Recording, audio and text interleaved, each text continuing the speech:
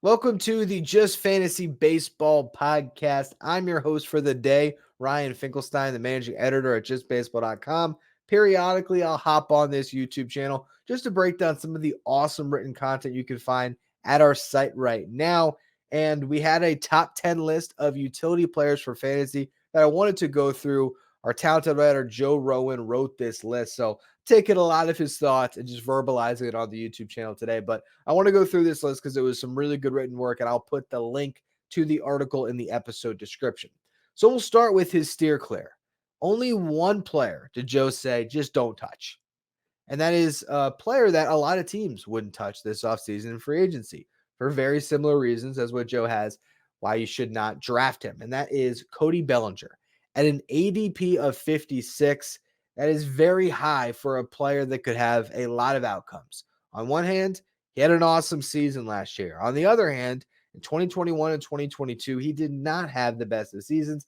And also, if you look at his average exit velocity, his barrel and hard hit percentage, those are some concerning stats that could point to some regression from Bellinger. Yes, he popped 26 home runs last year, but could that have just been some good fortune? Could that have been running to some baseballs in some small NL Central ballparks? Potentially. And yes, he is back in the NL Central. Maybe he stays healthier a little bit more this year as well. But where Bellinger provides a lot of his value to teams, it's the defense. It's the ability to play great defense in center field and at first base. That versatility that he provides. And yes, that versatility does help your fantasy teams. You can play in the outfield, you can play him at first base. But at an ADP of 56, you are investing a lot in a player that is just not a proven commodity. We have seen the ceiling in the past. We saw the MVP years ago, but he's far removed from that. And while his season last year was very, very strong, you have to wonder if he's going to back it up. If he does, maybe next year draft him at an ADP of 56. Now, the next section in Joe's article about our top utility players here is the prove it section. He listed 3 players: Jackson Holliday, Colt Keith, and Ellie De La Cruz. Now, Ellie De La Cruz, we're going to do an entire video on Ellie versus O'Neill Cruz because Joe actually wrote an article on that as well. I'm going to try to get Joe on for that one so he can make his case to you all himself. But the bottom line is at an ADP of 37, Ellie De La Cruz is way overvalued in drafts right now. And while his upside is immense and it is very exciting to draft him and put him on your team, and if you already did it, hey, that could be an amazing decision by season's end. There's also a chance that it's not the best decision and you overpaid for a guy that is just really exciting, but maybe the excitement is a little bit more than the substance of what you're going to get. The other 2 proven guys, Jackson Holliday and Colt Keith, are rookies. Now, Holliday's got an ADP of 184. Colt Keith has an ADP of 284. Considering the fact that Colt Keith signed a contract extension, is going to play every day for the Tigers, that might be the better bet when you look at the value. 100 picks later, you can get him.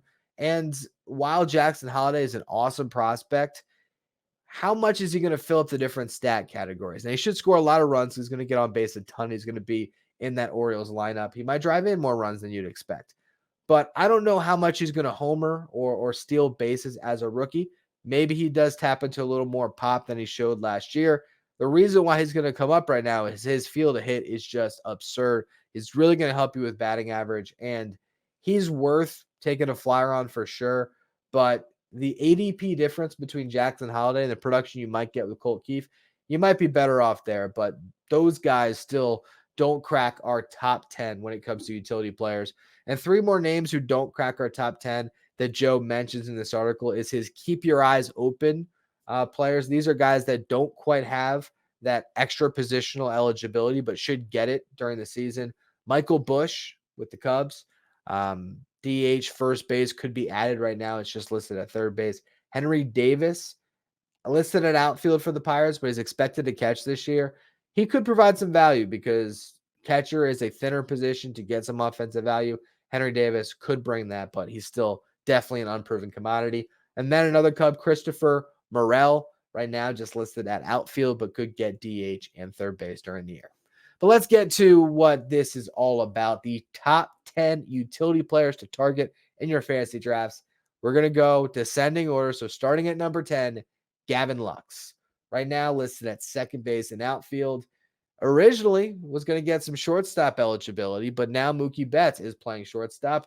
So it will probably just stay at second base and outfield. But he's a guy that can hit. Okay. You look at his AAA stats, which are noted here. Once batted 347 with 26 home runs and OPS over 1,000.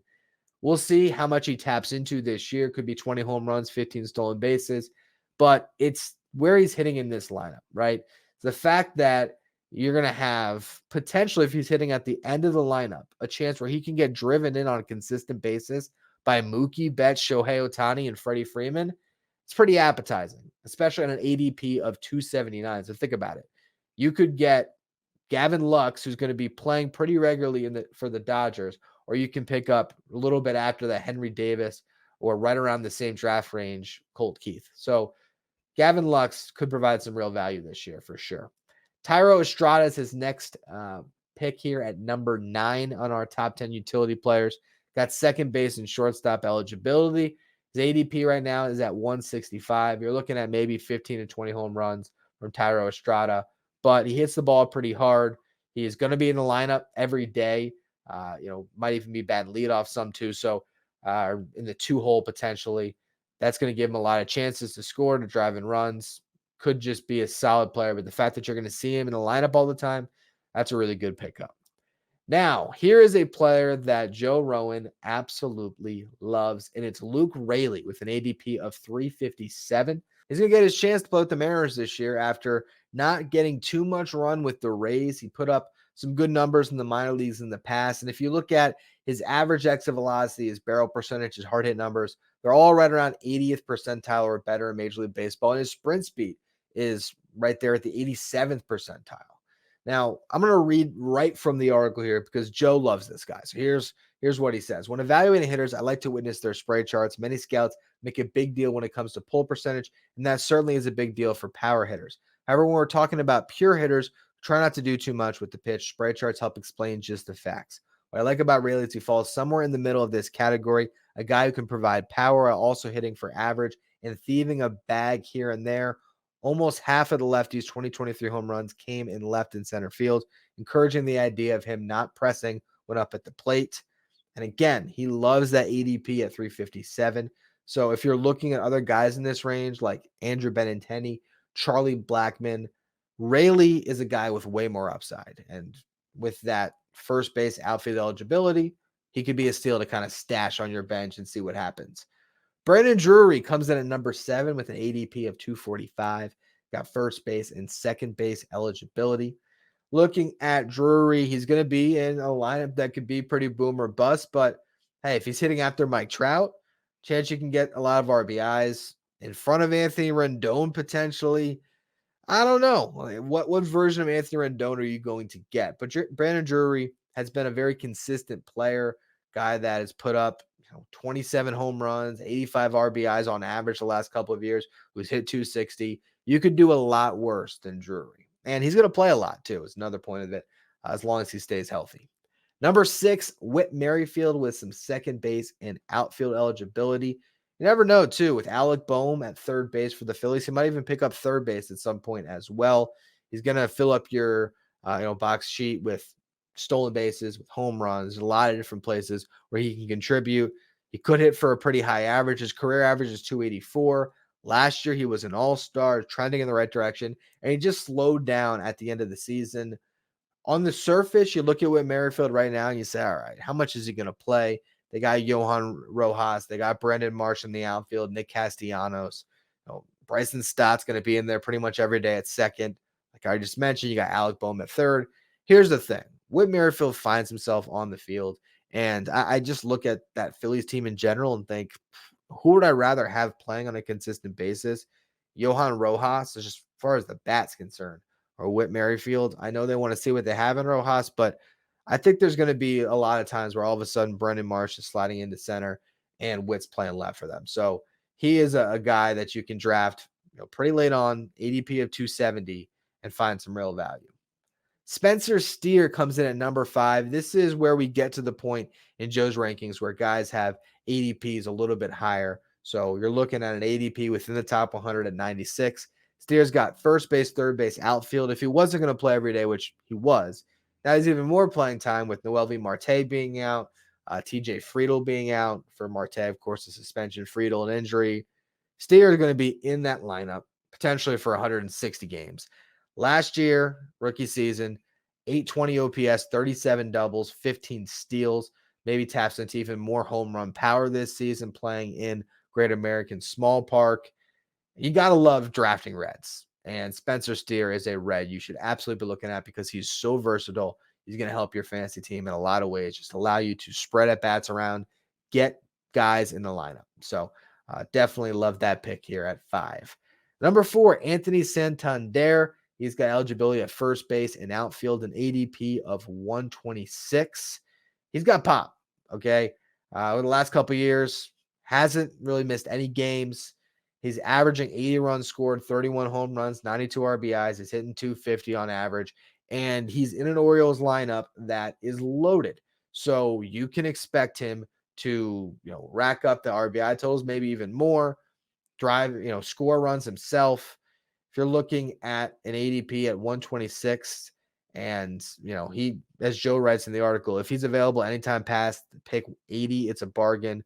When you have guys going like Brian Reynolds and Nick Castellanos way ahead of him, sometimes as many as 50 picks ahead of him, and they're all going to provide similar statistics. Yeah, I think Anthony Santander is definitely a guy that gets overlooked just because he plays for a small market team, and he's not Adley Rutschman, not Gunnar Henderson. Now with those young players even taking more of the recognition away from a dependable vet like Santander, he can get lost in the shuffle, and that allows you to get a steal in your fantasy drafts. Number 3 was the headline picture of our article here. That's Ha-seong Kim. Plays second, short, third. Eligibility across the infield is great for him. Last year, he put up big-time steal numbers, okay? He hit home runs. He just had an unbelievable breakout season. You look at his chase rate, whiff rate, strikeout rate, walk rate. He's just a really good hitter, and he's going to be right in the middle of a lineup that has Xander Bogaerts, Fernando Tatis, Manny Machado, might continue to hit leadoff, and that gives you a lot of hope that he's going to be able to really pad a lot of different stats for you. He might not hit much more than 15 home runs, but hey, when he pops them, that is a value and a guy that can put up 40 stolen bases while hitting for that high average. You got to love Ha-seong Kim. Number 2, Matt McLain. He is eligible at second base and shortstop. His ADP at 70. Remember earlier we talked about Ellie De La Cruz. Well, Matt McLain was the best rookie on that Reds team last year. And if you look at that roster right now, I don't know how many other Reds players you would take over McLain. I mean, he just has such a high floor. Obviously, this is fantasy, so don't care about the defense, but he's just a great player all around. Last year, he put up a 16-14 season. He could be 30 home runs, 25 stolen bases. He's going to hit for a high average. He's playing in Great American Ballpark, so he's going to put up big numbers. He is expensive when it comes to ADP, but he's worth it. He's going to be in the lineup every single day, and he should be as consistent as they come. Now, who possibly could be the number 1 utility player in fantasy? It's Mookie Betts, because it's Mookie Betts. Now, he's going to add shortstop to his eligibility soon. Eligible at second base and outfield in most leagues right now. His ADP is 4. I mean, it's pretty simple, right? If you can draft Mookie Betts in your fantasy league, draft Mookie Betts in your fantasy league. We don't need to spend too much time on it.